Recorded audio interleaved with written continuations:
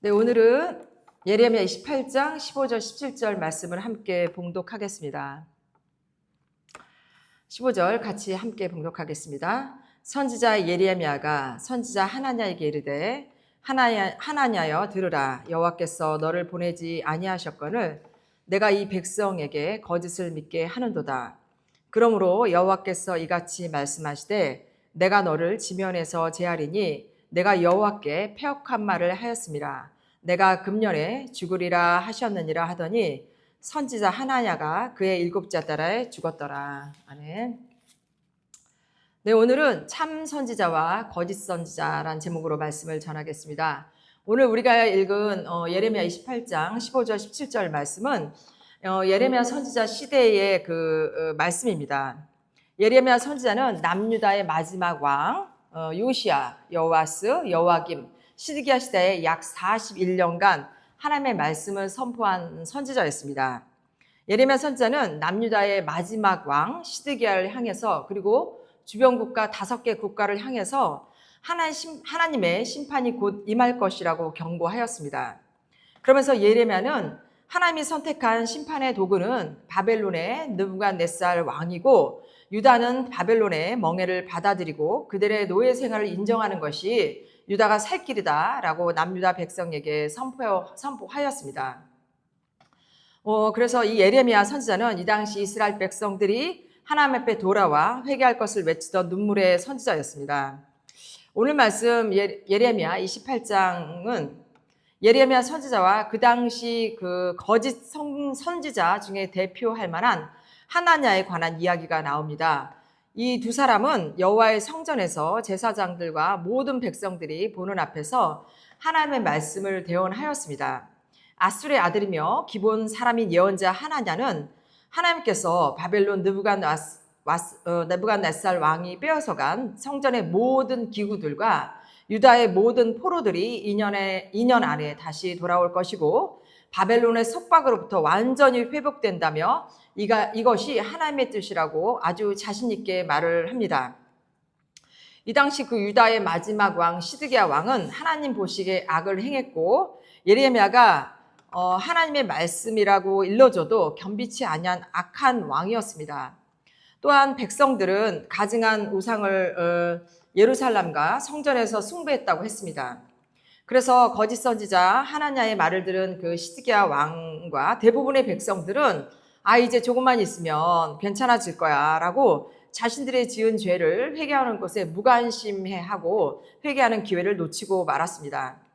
그러나 예레미야는 유다 왕국의 우상숭배와 불의를 행하여 바벨론에 멸망하고 이스라엘 백성들이 70년간 바벨론 포로 생활을 가게 될 것이라고 이렇게 하나냐와의 정반대의 말을 했습니다.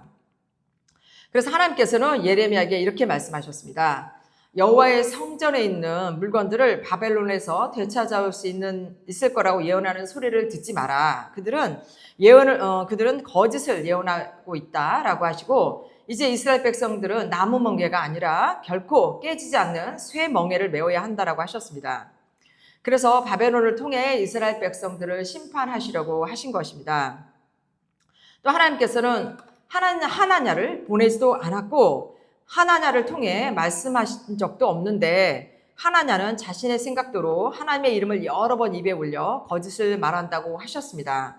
그래서 백성들을 선동하여 거짓을 믿게 하고 그리고 하나님께서 보내신 참 선지자의 말을 듣지 않고 오히려 예레미야를 대적하게 하였다고 하였습니다.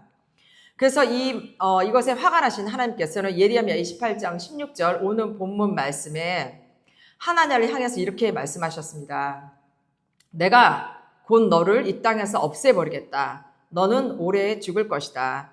내가 여호와를 배반하도록 백성들에게 가르쳤기 때문이다 라고 예레미야를 통해서 하나냐에게 전하게 하셨습니다. 그리고 실제로 17절에 예언자 하나냐는 그의 7째 달에 죽었다라고 성경에 쓰여 있고 예레미야는 이 예언을 성취하였고 예레미야가 진짜 선지자임을 이 말씀을 통해서 증명하셨습니다. 얼마 전이죠. 6월 3일 한국의 대통령 조기 선거가 있었습니다. 이 대통령 선거가 있기 한 2달 전 4월 달쯤에 한 유튜브 사역자가 누가 대통령 후보에 나올지 아직 결정되지 않은 상태였을 때 이번 조기 대선에서 좌파 지도자가 대통령에 당선될 거라고 했습니다. 그러면서 이 예언은 하늘에서 온 말씀이다라고 했습니다. 근데 이때 상황에서는 그 범죄자 이재명 더불어민주당 대선 후보에게 그 대법원에서 유죄 취지의 파기환송으로 유죄 선고를 받으면 대통령 후보로 등록을 못할 상황이었습니다. 그래서 뉴스를 본 우리도 약간의 희망을 걸었죠. 이런 상황에서 이 유튜브 사역자가 좌파 지도자에서 대통령이 나올까라는 말에 많은 사람들이 분노하고 조롱하고 또 공격했다고 했습니다. 그러나 많은 사람들은 유튜브 사역자가 참 선지자라는 것을 알고 앞으로 대통령이 좌파에서 나오면 어떡하나라고 많은 그 염려를 했습니다. 그런데 또 반면에 5월 달쯤에 또 다른 유튜브 사역자가 하나님께서 국민의힘 김문수 후보가 대통령에 당선될 것이라고 했는데 아마 많은 회개가 있어야 될 것입니다 라고 했습니다. 그러면서 투표가 끝나고 개표도 하기 전에 김문수 대통령 당선이라고 자신의 그 유튜브 썸네일에 올렸습니다. 저도 깜짝 놀랐고 대부분 나라를 걱정하는 많은 사람들에게 잠깐의 희망을 주는 멘트였습니다. 그런데 바로 다음 날 대통령 이재명 당선이란 말에 정말 그 희망을 걸었던 말은 다 물거품처럼 없어졌고 슬픔과 분노에 휩싸였습니다. 이처럼 어떤 분은 좌파에서 대통령이 나올 거라고 했고 또 어떤 분은 우파에서 대통령이 나올 거라는 말에 많은 사람들이 혼란이 왔을 것입니다. 저는 이 우파에서 대통령이 나올 거라고 말씀하신 분을 가짜 하나냐와 같다라는 그런 선지자라고 말씀드리는 건 아닙니다. 그러나 잘못된 정보로 많은 사람에게 혼선을 준 건 사실이었습니다. 이처럼 우리는 신앙생활을 하면서 예레미야 같은 하나님이 쓰시는 진짜 선지자가 있고 또 하나냐와 같은 가짜 선지자가 있다는 것을 성경을 통해 배우고 알고 있습니다. 그러나 예수 믿는 많은 사람들이 이 진짜와 가짜를 잘 분별하지 못하고 진짜처럼 비슷하거나 또 진짜로 보이면 더욱 분별하기 어려운 것 같습니다. 지금 한국의 목회자들의 45%가 민주당을 지지한다고 합니다. 참 개탄스러운 일인 것 같습니다. 그 중에 최근에 들은 뉴스인데요. 새 에덴교회 소강성 목사님은 한국 기독교 채널이라고 하지만 가장 좌편향인 CBS 이사장으로 취임했습니다. 그리고 얼마 전 민주당 국가조찬기도원에 기도회에 수십 명의 성가대를 데리고 가서 설교를 했는데 설교 내용 중에 특정 집회를 통해서 기독교를 분열시키는 것은 바람직하지 못하다라고 말을 했습니다. 이 말은 즉슨 이것은 애국 시민들이 애끓는 심정으로 나라를 지키려고 광화문과 또 여러 곳에서 집회한 것을 정면으로 비난한 것입니다.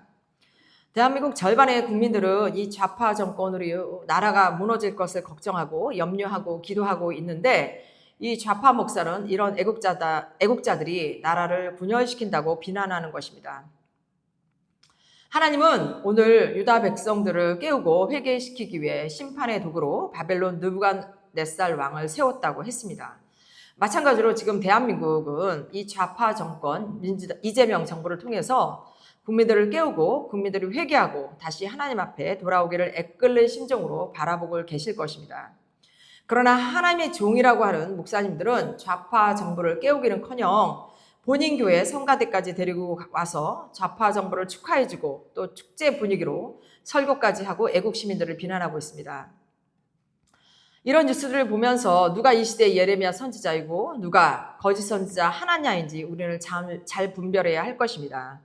이렇게 과거에 하나님의 쓰시는 종들이 돈과 명예로 변질되고 또 마음의 교만으로 우상 숭배를 하고 있습니다. 또 권력과 사람이 종이 되어 하나님이 주시는 말씀은 전하지 않고 오늘 거짓 선지자 하나냐가 한 것처럼 왕과 백성들이 원하는 말을 하여 인기를 얻으려고 했습니다. 좌파의 대통령이 나와서 모든 것을 다 얻고 승리한 것처럼 자신의 교회 성가대까지 데리고 가서 축가를 불러주고 축사를 해주지만 오늘 하나님의 말씀은 거짓 선지자 하나냐에게 내가 죽는 이유는 내가 여호와를 배반하도록 백성들에게 잘못 가르쳤기 때문이다 라고 책망하고 사형 선고를 내리고 계시다는 것을 오늘 말씀을 통해 깊이 깨달아야 할 것입니다. 내가 큰 교회 다니니까, 우리 목사님이 유명하니까, 또 뭐 다른 사람도 아무 문제 없이 다니니까, 또 우리 교회가 뭐 잘못됐다고는 하지만 또 교회가 하자는 대로, 목사님이 하자는 대로 따라가면 되겠지라고 분별 없이 따라가면 우리도 사망의 길로 간다는 것입니다. 앞으로 더 많은 거짓 선지자들이 지옥의 문을 열어놓고 넓고 넓은 길로 우리를 가자고 유혹을 할 것입니다.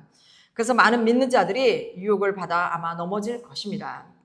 점점 분별하기 어려운 시대에 우리는 살고 있습니다. 그래서 우리는 성경 말씀을 통하여, 기도를 통하여, 또 찬송을 통하여 영 분별의 능력을 받아서 누가 참 선지자인지 누가 거짓 선지자인지 분별하고 우리 스스로가 정결하고 깨끗한 주님의 신부로 거듭나고 많은 영혼들을 구원하는데 우리 스스로가 앞장서야 할 것입니다.